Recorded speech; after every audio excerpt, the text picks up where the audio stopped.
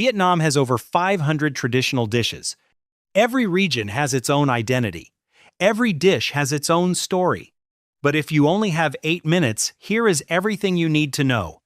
And before we dive into each dish, there are 3 things you need to remember, because they explain why Vietnamese food is unlike anything else in the world. 1. Fresh. Raw herbs, fresh vegetables, and garnishes appear in almost every single dish. 2. Balance. Salty, sweet, sour, spicy, no flavor overpowers another. 3. Region. North, Central, South, 3, almost entirely different food cultures living within one country. Keep those 3 things in mind. Now let's get into it. 1. Pho. If Vietnam could only choose one dish to represent the entire country, it would be pho. Pho was born in the north, in the early 20th century, originally a breakfast dish eaten by laborers in Hanoi. Nobody could have predicted that a simple bowl of broth would one day travel across the entire world. The secret of pho lies in the broth. Beef bones or chicken bones are simmered for hours with cinnamon, star anise, roasted ginger, and cardamom. The result is a broth that is clear, deeply aromatic, and naturally sweet without a single drop of seasoning powder. But here is what makes it fascinating. Pho from the north and pho from the south are 2 completely different dishes. Northern pho, the Hanoi style, is clean, light, and restrained. Served with scallions only, no fresh herbs on the side. Hanoi purists believe adding garnishes destroys the original flavor. Southern pho, the Saigon style, is richer and slightly sweeter, served alongside a towering plate of accompaniments.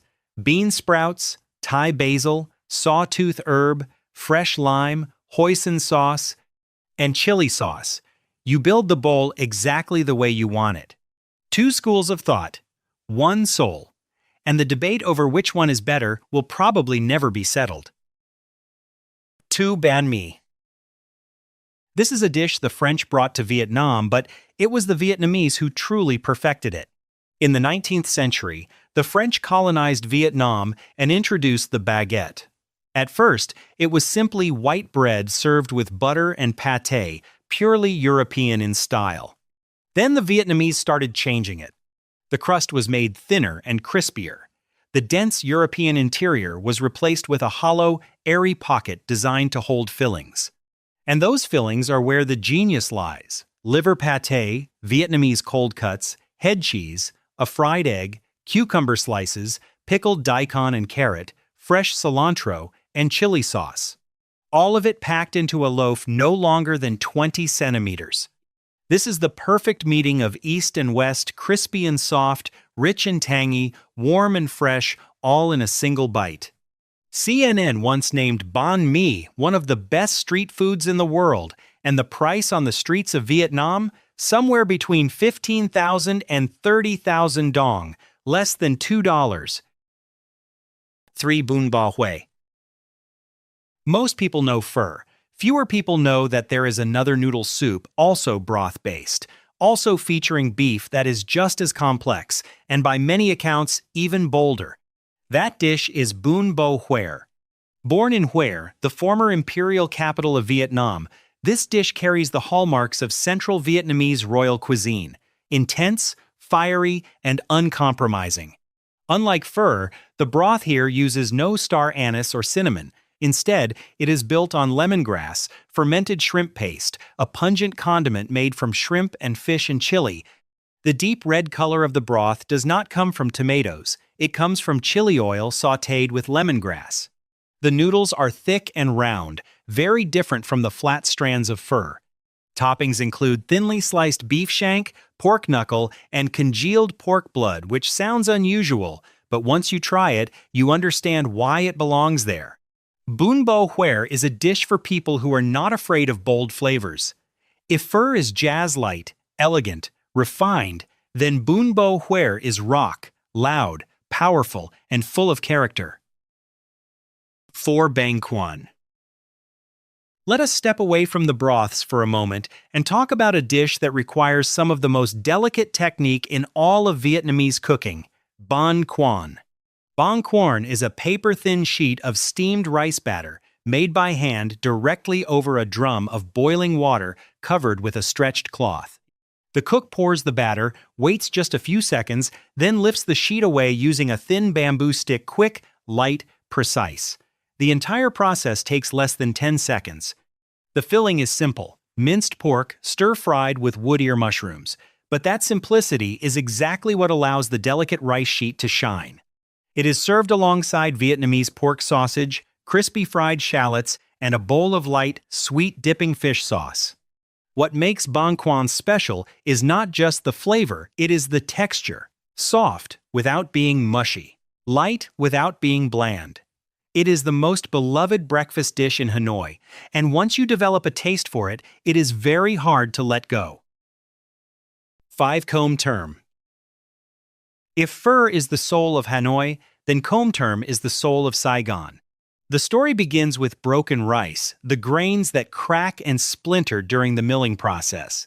This was the rice that farmers and laborers ate because they could not afford whole grain rice. Nobody expected that these imperfect grains would one day become an icon. Broken rice, when cooked, has a distinct stickiness and fragrance that regular rice simply does not have. That is why Saigonese people are so fiercely loyal to it. A proper plate of Kom Term comes with grilled pork ribs charred over charcoal. This is the heart of the dish, with meat that is tender inside and caramelized at the edges.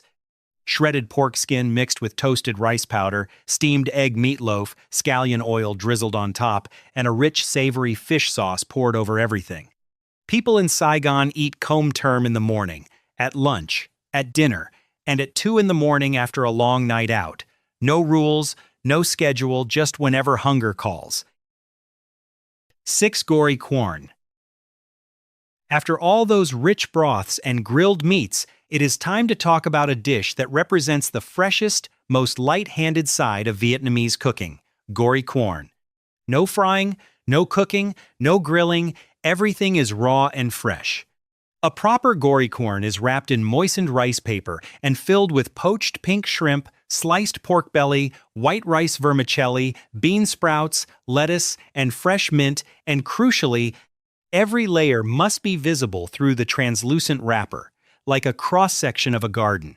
It is dipped in hoisin sauce blended with crushed roasted peanuts, rich, sweet, and nutty, or in a light sweet and sour fish sauce, depending on your preference. Foreigners love gory cuon for being both visually striking and surprisingly healthy. But for Vietnamese people, this is simply a light snack for any time of day, a mid-afternoon bite, a post-dinner nibble, or something to eat when you want flavor without the heaviness. 7 Cao Lo.